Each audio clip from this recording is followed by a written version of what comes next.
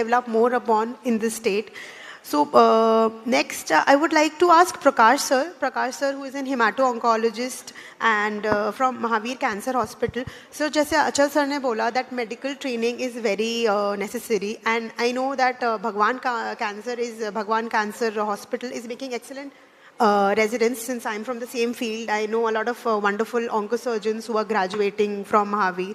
So what is your opinion that regarding the advancements in the cancer field? Because right now massive advancements are happening in the cancer field. So how is Bhagwan Mahavir coping up with the advanced bone marrow transplants and the CAR T cell therapy?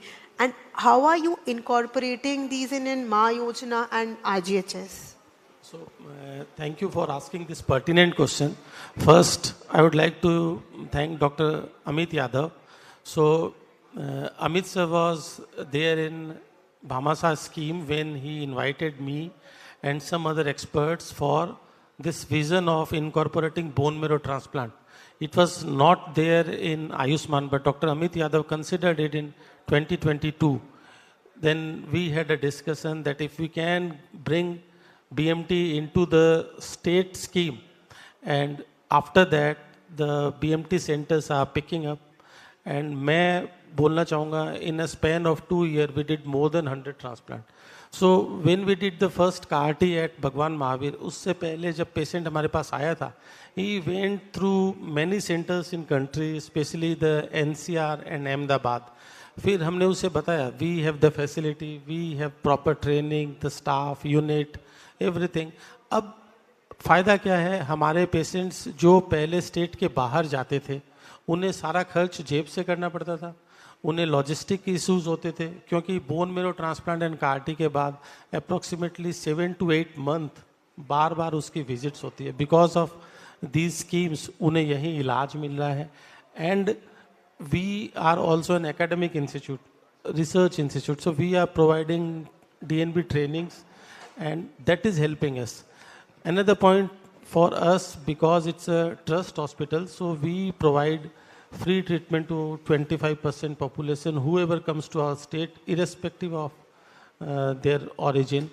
And बहुत सारी और schemes भी है हमारे hospital में, but mostly the government scheme, especially जो चिरंजीवी योजना है राजस्थान सरकार की, वो game changer है. और मैं बोलना चाहूँगा state government and private hospitals ये हस्बैंड वाइफ की तरह है, both should complement each other. Because एक टाइम था जब कुछ एक पेशेंट्स को यहाँ से रेफ़र करते हैं to AIIMS, but SMS can refer those patients to Mahatma Gandhi, they can refer those patients to Bhagwan Mahavir. We are here in city itself having super facilities. So I don't know why the government cannot refer those patients to private, because उसको कुछ extra charge नहीं लग रहा. They are getting same, government is paying for same. So if they need an additional CAR T which is not there in government, they shall refer to us. We are also sending patient to government hospital. This should be the collaboration. बिल्कुल प्रकाश sir, मैं SMS से हूँ और हम refer कर रहे हैं, हम रेफ़र महावीर भी कर रहे हैं, महात्मा गांधी भी कर रहे हैं, हम सारे प्राइवेट इंस्टीट्यूशंस में रेफ़र कर रहे हैं, because the advance technologies are now available in Jaipur. So we also would like our patients to be comfortable and treated in their own city. And तो क्या मैं हाईपेक के बारे में पूछना चाहूँगी, जैसे कि जो कीमोथेरेपी हम देते हैं, आप जानते ही हैं, कोलोन कैंसर, ओवेरियन कैंसर में, तो क्या ये भी RGHS या माँ योजना में कवर होता है? RGHS में होता है, माँ योजना में अभी कवर नहीं होता, but we are trying to get it in.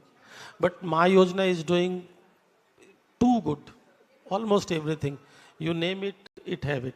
But कुछ कुछ नई चीज़ें हैं जिनके कोड्स माँ योजना में अलग से बनाने पड़ते हैं, और वो छोटी छोटी चीज़ों के लिए ऐसे कौन से प्रोसीजर है? अब हमारे पास सारे गवर्नमेंट ऑफिशियल्स हैं जो आप रिक्वेस्ट करना चाहेंगे कि ये कोड्स, तो आपको लगता है कि कैंसर पेशेंट को डेफिनेटली बहुत ज़्यादा, अगर कोई 3 चीज़ें आपको नेम करनी हो कि ये 3 चीज़ें अगर माँ योजना में प्लीज़ डेफिनेटली होनी चाहिए, तो वो कौन से 3 चीज़ों के आप, कौन से प्रोसीजर्स क्या आप चाहेंगे कि वो हो माँ योजना में?